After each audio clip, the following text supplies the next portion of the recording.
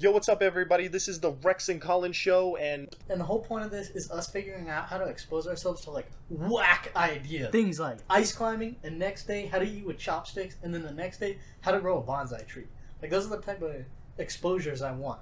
To get exposed to different things, different lifestyles, different hobbies, different ways of going about life. I think that's one of the beauties of life is seeing how different people live it and different people explore it. One of the ways that traditionally people do that is obviously through social media. But what we found, and one of the issues we have with social media and primarily YouTube, is that they really just feed you the exact information of what you're already looking for. So oftentimes they're not exposing you to random things and instead are exposing you to more of what you already know, or at least things that are very similar.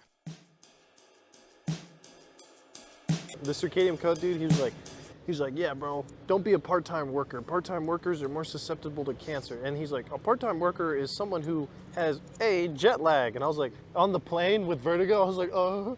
He's like, if you're traveling from time zone to time zone, it's like detrimental to your health. And I was like, oh, please. We'll discuss how to expose yourself to randomness, but first we explore one of these rabbit holes when we discuss the book, The Circadian Code.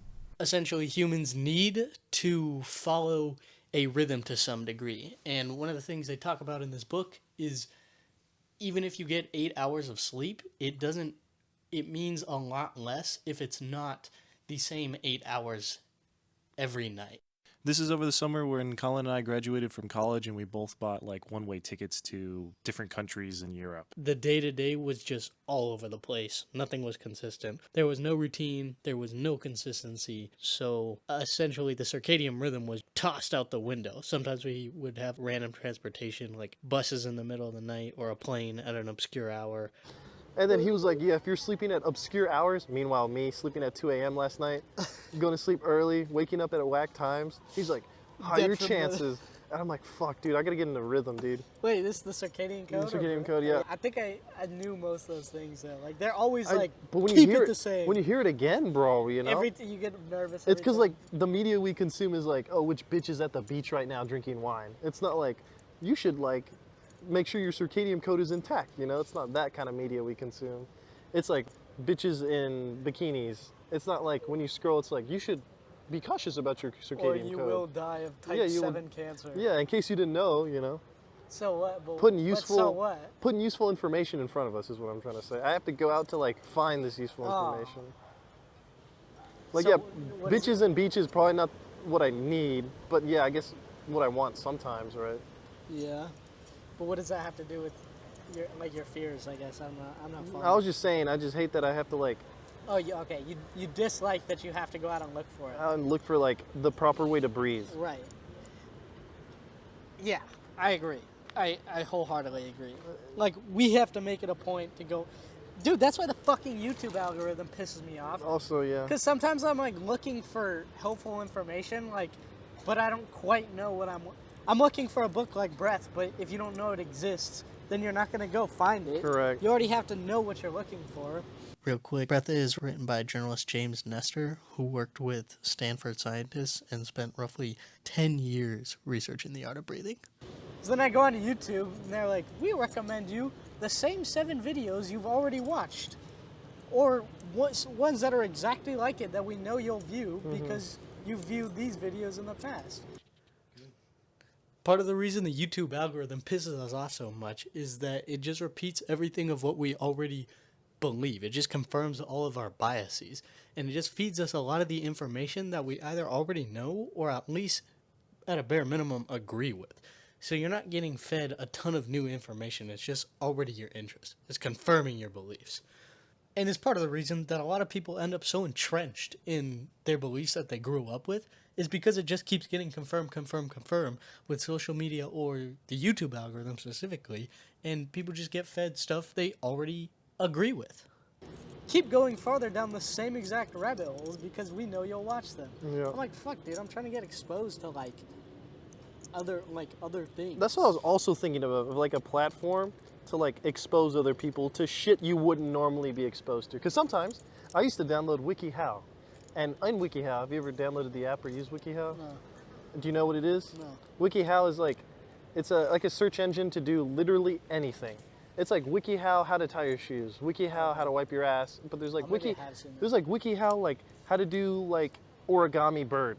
Okay. WikiHow, how to be vegan, be vegetarian. Any how to blank, fill it in. Okay. It can tell you whatever. How to be Buddhist. And if you download the app, there's a random button. Dude, And I fuck with the love the random button. It like I click the random button, and it'd be like completely. Wiki how to grow a Japanese bonsai tree. I'm like, fuck it. And I like that's try to cool. do it sometimes. I'm like, all right, let's like buy a bonsai tree and Right. try to grow it. Right, yeah. And I like kind of mess with it, and I messed with it for a while. I just didn't stay with it, but I like always loved It's it. kind of hard, yeah. Cause it throw me some shit like wiki how to be able to eat a ghost chili pepper. I'm like, that's not something sick. I had queued up in my mind, but now it is. So it's like a way to like plant seeds that you never And knew. expose yourself to like different outlets. Yeah, so I was hoping to make like a wiki how, but with like, I don't know, useful shit. Okay. Every day you wake up, you click this button, and it's like, maybe not how to. How to breathe better. Yeah, but You're like, yeah, like, hey, just so you know, 80% of 50 plus Americans snore and have sleep apnea. If this is you, like, potentially read this book. You know, it might help you Yeah, out. Something yeah. like that. like something that you might have an issue with, but you're not going to go out of your way to Correct. seek it, but like you might stumble upon randomly. Yeah. And just useful shit we've come across. I agree.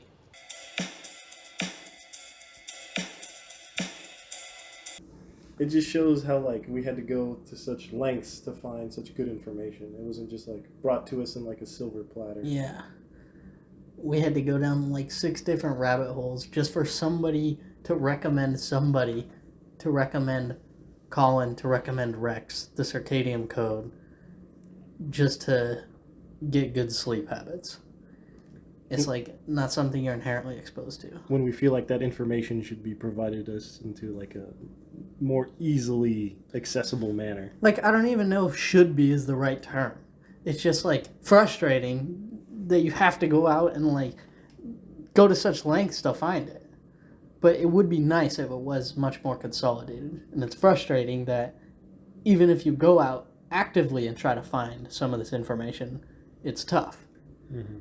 And it's not readily provided.